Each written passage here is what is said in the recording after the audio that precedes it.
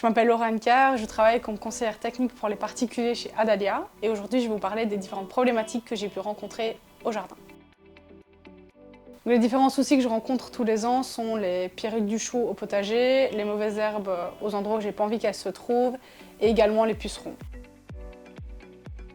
Donc la pierruque du chou est facilement identifiable parce qu'on voit vite les feuilles de chou qui se font dévorer ou alors on voit la présence d'œufs sur la face du dessous de la feuille. Pour pallier à ça, je faisais régulièrement un tour de mes choux pour voir si je trouvais des œufs ou des chenilles. Si c'était le cas, je les retirais. Maintenant que j'ai un plus grand potager, j'ai préféré mettre en place un filet qui me fait gagner beaucoup plus de temps. Le filet, ça a des toutes petites mailles afin que les papillons ne puissent ni passer ni pondre à travers. Ce que je retrouve aussi régulièrement sont les pucerons. Quasiment tout le monde en a dans son jardin. Pour un peu anticiper le problème, j'ai mis en place des plantes compagnes, notamment les capucines, qui sont aussi très intéressantes parce qu'on peut les manger en salade. Et donc ces capucines permettent d'attirer des auxiliaires qui vont du coup venir prédater les pucerons.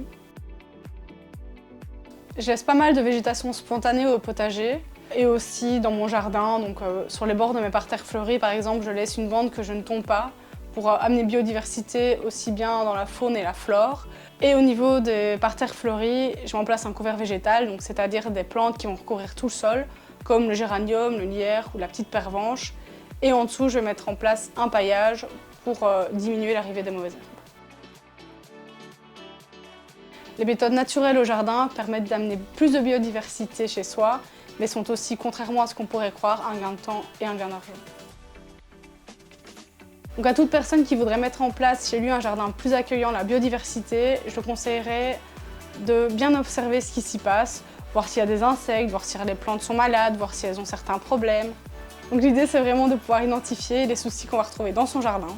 Dans un premier temps, ça va peut-être être complexe à mettre en place, mais il faut se laisser le temps, pouvoir continuer, comme je disais, à anticiper, à observer, à se former aussi via des livres ou des formations, notamment les formations qui sont données par Adalia, pour pouvoir mieux gérer son jardin de façon écologique.